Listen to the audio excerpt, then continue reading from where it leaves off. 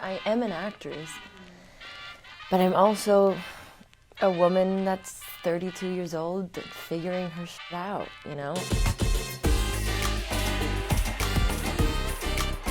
There's been a lot of change, I think, this year for me, and a lot of stuff coming out that I have filmed.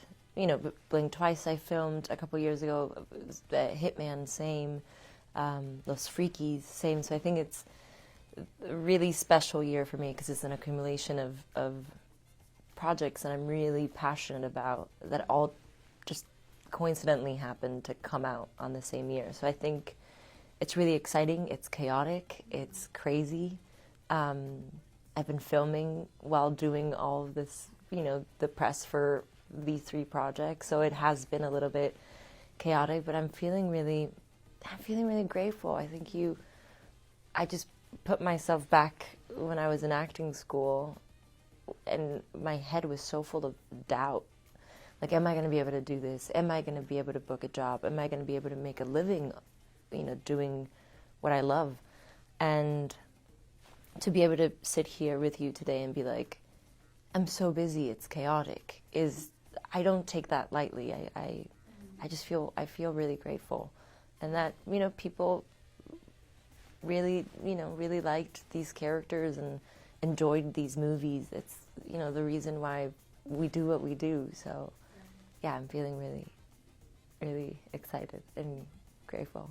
And also shy because you just gave me so many compliments. I think there's a different approach. I think for the beginning of my career, I was really trying to prove myself as an artist, as an actress, prove myself to directors, because there wasn't that much material for them to watch or see, so I really had to work really hard at these auditions, and I always felt like I was really trying to convince people. And then to add to that, I always put this pressure on myself of really making a difference for Latin Americans in cinema, just playing different roles and trying not to get stereotypes. So that's to add that pressure, I think, convincing people, plus really trying hard to showcase a Latin American woman in a different way was a struggle, and it took me a long time. But I think now, thanks to the opportunities that I've gotten from other directors or other studios or other writers, now I'm at a place that, you know, that I am getting those roles that I have always wanted. And I think after Hitman, you know, we sat down in a room and we wrote the second part of that script, the 3 of us together.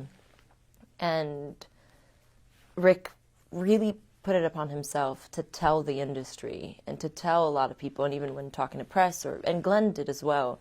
And that's what I've seen the most difference in. I think once we did press for Hitman and Rick sort of started talking about me not only as an actress but also as a writer, and by the way, I'm not a writer. This was all Rick's idea. He's like, you can write. You've got really good ideas. And he made me believe that I'm like, oh, I'm being listened to, and then I'm seeing the evidence of my sort of ideas on page, and then we're performing them. But he put it upon himself to share that with the world, which I don't think most people do. And I think now I'm being invited to be more of also a collaborator than just an actress, and it's something that I don't take lightly. And I've, you know, producing, I was an EP in Splitsville, and now I'm an EP in this A24 movie, Onslaught, and I'm just pinching myself through it, to be honest. Yeah, it definitely gives that confidence, and it's something that I've sort of learned also as an actress. I tend to be on the shyer side, so when I'm like, I don't know if I like that, but should I speak up, should I not? And I've always learned that it's better, even whether you're right or wrong, to always speak up, and that's something that you learn with, or me specifically, I've learned with time and just building my own confidence within my own profession. But yeah, I think now approaching, you know, a new role and going into a movie as an EP, I don't have to build myself up for it. It's the title kind of does the work for me. So I'm like, oh, okay, I can sit down, have a conversation with the director, and pitch him these ideas that I have, and be totally okay with him going, I like them, I don't like them, I think you need to flush them out. And that's the first thing I always tell a director. I'm like, I come with ideas. A lot of them will stick, a lot of them will throw away, but I need you to be transparent with me. I don't like yes people. I'm like, tell me it sucks, and I'll go and think harder. Yeah. And that's sort of what I did with Michael Covino. I've done now with Adam Wingard, where we're doing now.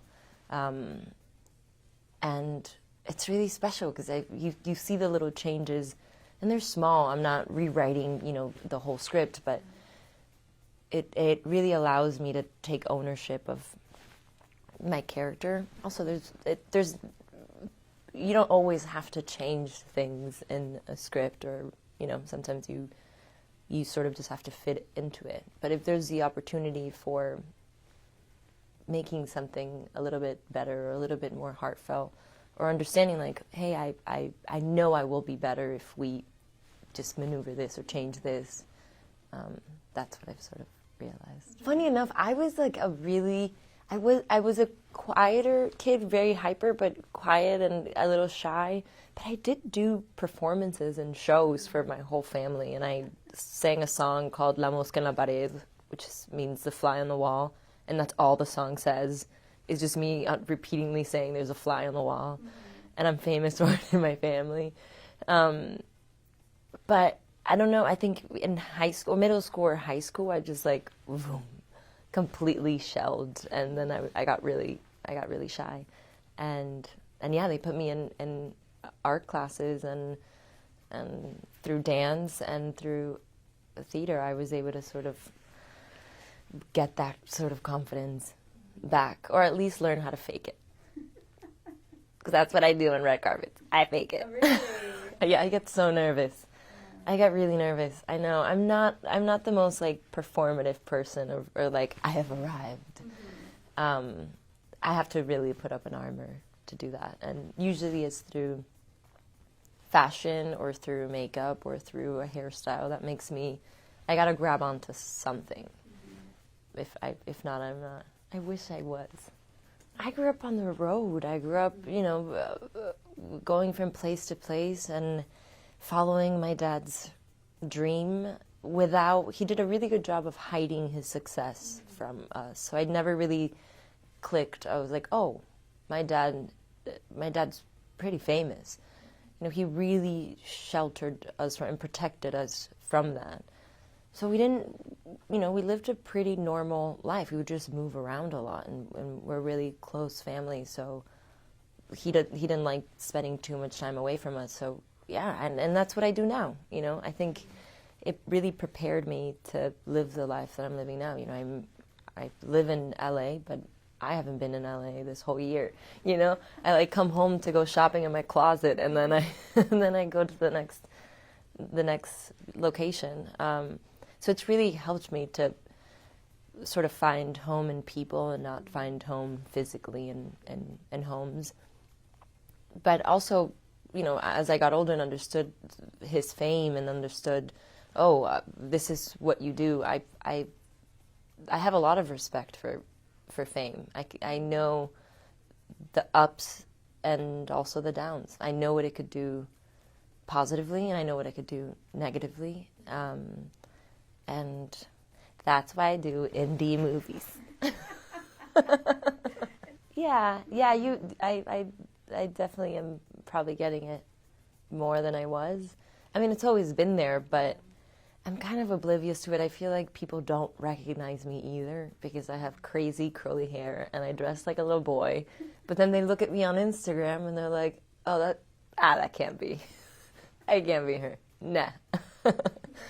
They're like, yeah, maybe, I don't know. I mean, I see the difference. I feel the difference. But, I mean, I've been filming this whole year, so I'm pretty sheltered, pretty, like, secluded in filming sets. But, yeah, it's part of it. And it's beautiful to have people, recognize you and have people sort of identify with your character. I actually find it really endearing. My mom's the one that gets a little too excited. She does.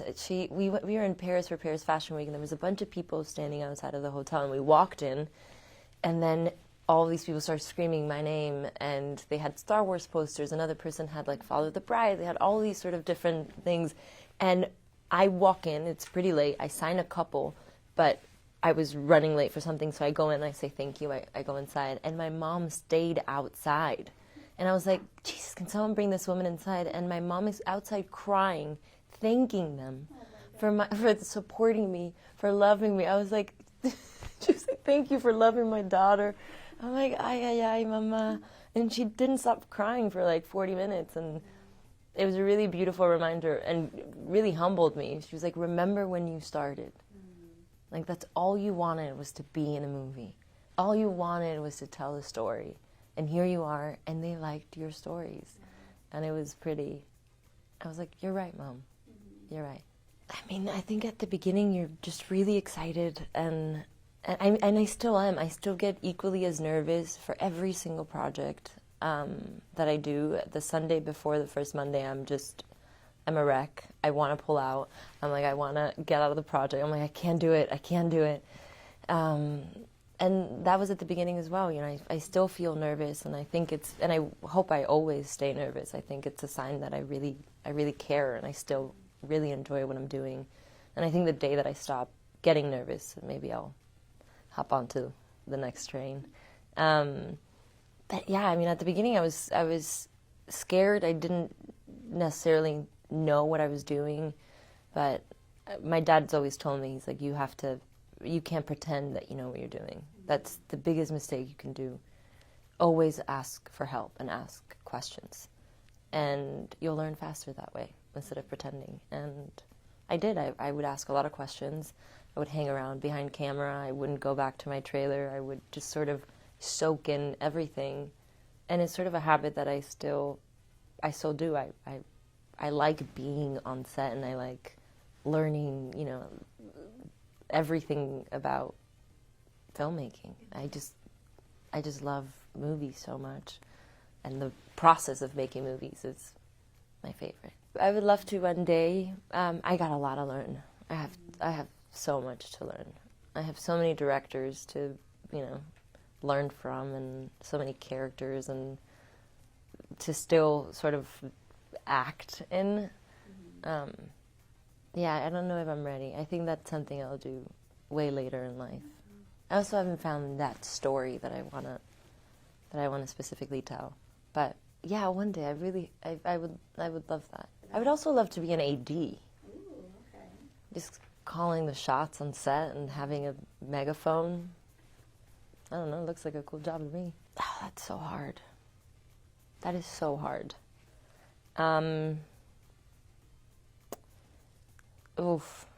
I mean, my biggest inspiration as an actress is to be at least 5% of what Gina Rowlands was. I just think, or Kim Stanley, I think they're just brilliant actresses. But a career that I really like, and a person that I really admire, is Penelope Cruz. I love that woman so much. I think she's so brilliant and flawless, and she's so powerful, but uses her power really beautifully. And she's incredibly talented. She's played so many different women, and she's so believable in all of them, and is always making really interesting choices.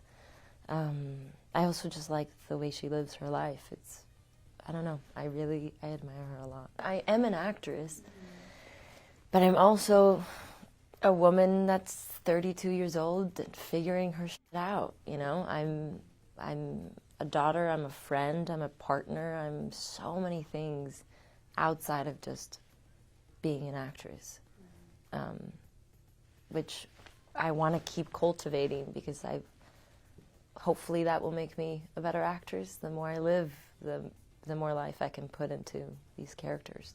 In Absence of Eden, I think it's how she sacrifices so much for her child. And I tend to do that for my family or my friends. You know, I'll sacrifice sleep and I'll travel and, you know, I'll go the extra mile to like go visit them or see them. For Hitman, oh God, that's a hard one. No, but Madison's a great character. I like how kooky she is and how fun and sort of unaware sometimes she can be. Like, things just make sense in her head, and she doesn't really care what anybody else thinks. And I kind of wish I was like that, you know? I'll be like, oh no, that seems like a good idea, and she just sticks with it. And yeah, I think she's fun. With Los Frikies, Maria is incredibly protective and loyal and holds this really dark secret that she knows and understands what everyone in this sanatorio is going to go through, but she still holds it and only brings them joy and only brings them laughter and only brings them happiness, and that's something that I really admire from that character. And then from Blink Twice, she's a girl's girl. She's a girl's girl. She's protective and she's a badass, and I like that about her. Los Frikies is one of those movies that really just completely changed my life. Tyler and Michael really, the directors of the movie, really wanted this movie to feel so authentic, and we flew in all these actors from Cuba, and I don't know if you know, but Cuba is a communist country, and it is impossible to take anybody out. But we managed to bring all this raw, beautiful talent to the DR and give them this opportunity to be in a movie, and they are incredible. And I got the best opportunity and the biggest gift, which was to live through their eyes for a month and a half. And it completely changed my perception of myself, of the world, of things. And to me, there's nothing more contagious than the Cuban spirit, and it got me. Well, you know, I had been in movies, and the fact that I can just get on a plane today and go film a movie in London and go film a movie in New Mexico or go film one in New York, like, I have that liberty of just jumping on a plane and being able to be a part of something. They've never had that. They had never seen a full supermarket before. They had never seen a full chicken before. They had never seen a salmon before. They didn't understand how many different chocolates there were. There's a lot of concepts of commercialism that they didn't quite understand. And they were so happy. They are so happy as a community, as a culture. They're joyful, and they have their spirit, like I said, is so contagious. And it really taught me that, you know, even if you're in your darkest times, always look for that tiny little light and just hold on to it. And that's what they've been holding on to for decades. And they still dance, and they still have a smile on their face, and they love deep. And I just learned so much from them. And it all shows in the movie. They played HIV characters, and they were all on diets, wanting to become those characters while also having food around them that they had never seen. And that's a level of commitment that I've personally never experienced as an actor.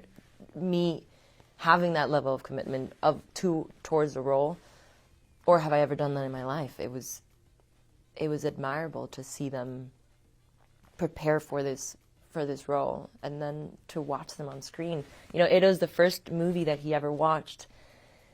I planned a little screening for them in Miami. I thought I was never going to see them again, because as a producer of this movie, I didn't think I was ever going to be able to go back to Cuba. So I kind of said goodbye, and I didn't, you know, I thought I was never going to see them. And they got out of Cuba, thanks to the money that they got from this movie. They're all in the U.S., some in Spain. And I did this little screening for them in Miami, and Edo's, one of our main actors, walks in to the theater and he goes, "Wow, this is a real movie theater." And I was like, what do you mean a real movie theater, Edos? And he's like, "Yeah, like the ones in the movies, like movie theater." And I was like, "Have you never been to a movie theater?" And he was like, "Uh-uh." So I got him popcorn, and he's sitting down. I'm sitting right next to him, and he's shaking. And he was like, "This is the first time I'm ever going to watch a movie in the movie theater." And it was his movie. And he just held my hand through the movie, and it was just such a beautiful experience to be like, to sit next to someone that is watching their first movie ever. And it's his movie. And he's so good in it. It feels pretty damn good to be here. It feels really good to be working, and it feels really good to believe that through the roles that I've played or through the movies that I've done, I have opened a single door. That's all I want, is more people, more actresses, more actors, more people to be in this industry. You know, I want to see more Guatemalans, Hondureños, Salvadoreños, Mexican, from anywhere from Latin America. There's so much talent. We have so much talent, and we have so many stories that have to be told, and I'm just really, yeah, I'm really grateful that I get to be part of that. You know, I'm not the only one. We're a lot of us in this industry now, sort of paving the way, and I just hope that it's easier for young girls, young actresses. It wasn't so easy for me, but I know that for the generation before me, it was way harder, and so on. So I just hope that it gets less and less complicated, and that the opportunities of playing real dimensional characters just doesn't stop. You know, I think there's still a lot of work to be done, and I think, you know, we should be telling more of our stories, and that will come with time. And you know, now, like, Los Frikies is a great example of that. You know, it's a movie with raw Cuban talent that we've never seen before. And they got this opportunity to not only leave Cuba, but also act in, you know, an American production. So all we can do is just to celebrate that and to support it, because it's hard to make movies about our culture in general, but when they're made, I think we all need to show up and support, and mostly for Hector, for Eros, for Pedrito, for Manuel. They're incredible, talented human beings. I mean, I don't know if you watched the movie, but their performances are some of the best performances I've seen in a really long time, and they made me a better actor. And just to understand, I'm like, man, there's so many actors, there's so much talent in Latin America that we don't know anything about. You know, we're only a couple Latinas and a couple Latin actors, and just a couple, like, there should be so much more, so many more of us. So yeah, I'm looking forward to that. Hopefully, just to keep producing and keep bringing our stories to life, and keep hiring, you know, new and raw, beautiful Latin talent. I realized that with, like, the first maybe week or so of filming, you know, my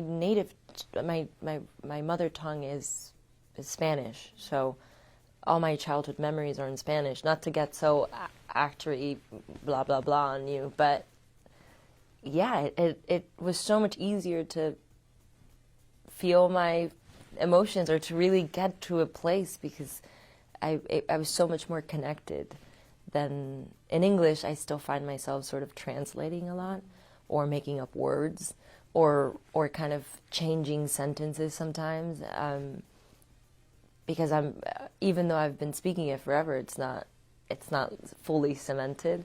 I really wonder when that's going to happen. I feel like it should happen soon. I need it to happen soon. I don't think it happens for any of us. I don't think it happens. It's like, that's like we live in this sort of crazy limbo, you know, of as first generation. I mean, I grew up in Latin America, but I've lived here for so long, but I'm not necessarily from there because I left, but I'm not from here because, I just got here. And then I go home, I'm the gringa, then I come here and I'm the Latin mamacita. I'm like, what? I don't understand. I'm like, can I just be me? Mm-hmm. Like, we're constantly always trying to put labels, but it is something, here my English is funny and home it's like, what did you say? Mm-hmm. I'm like, I've just been speaking English for so long. Yeah. I mess up. Right. Here, it's on this arm. It's ESL. Anytime I make up a word in English or I just sound funny, I'm like, ESL, baby. It's English second language kind of Leave me alone. I speak 2 languages. A past project that I would want people to revisit. Oh man, I don't know. That's like asking me to pick a child. I love these women so much. It would be too hard for me to, it would be really hard for me to pick. Also, I wouldn't want people to go that way back. You know what I mean? I think you grow and you evolve as an actor. I feel like if I go back, I would be traumatized. No, I don't know. I couldn't pick one. Oh, I've leaned on a lot of people this year. People have really shown up for me this year. I've leaned a lot on my partner, on both my parents, on my brother. It's been really nice to fly all over the world and to be filming, and then you have a movie coming out and you have all this press, and there's something really beautiful that when I'm with someone that I love, it just instantly grounds me, and I just feel at home and I'm good and I feel sort of safe. So yeah, I get kind of anxious and I'm so used to being secluded in a movie set, and then all of a sudden you get out and I don't think, whoa, there goes my earring. I'll be back to my answer. Take your time. Yeah, I think just being around people that you love just grounds you and makes you feel like a human and doesn't let stuff get weird and get in your head or anything. So I think always leaning on my family and people I love. They keep me grounded. And I usually don't go anywhere without my mom or my brother. Like, if you know me, you know my mom and my brother. But yeah, she still screams when she comes to visit on set. Like, if something bad happens to me in the movie, she'll really feel it and really go through it and let everybody know she's going through it. She's a character. But she's fun, and she's my mom, and I love her, and she keeps me grounded. Yeah, I remember watching, like as a kid, I remember not understanding really what acting was, but I was just like, I want to be in there. How do I do that? Like, I want to live in that world, or then I would just be fascinated with so many little things. I was like, I want to ice skate, but then I also want to dance, and then I want to go bowling, and I want to be really good at it, and then I wanted to be so good at all this other stuff, and I wanted to learn to do so many things that my dad was like, I think you might be an actress. And now I get to do it. I can pretend to be good at just about anything. I'm not really good at a lot of those things, but I'm really good at pretending. So I think that was the first, just creating little characters or memorizing movie lines and saying them back. And then when I started those acting classes, that's when I got the bug and I understood. I was like, oh, this is what I'm meant to be doing. I always thought I was going to be too shy to actually do it. But once I did it, something switched in my head, something clicked, and then I became obsessed. And all I wanted to do was do theater, and all I wanted to do was talk about movies or talk about acting, and I was obnoxious to hang around with for a little bit. That's all I could really think about. I just loved it so much. And I still do. I mean, I love watching movies. I love making movies. And I really love telling stories. So I'm a nerd. I like movies. I'm really one of the lucky ones, for sure. I mean, to be able to do what you love multiple times is a gift.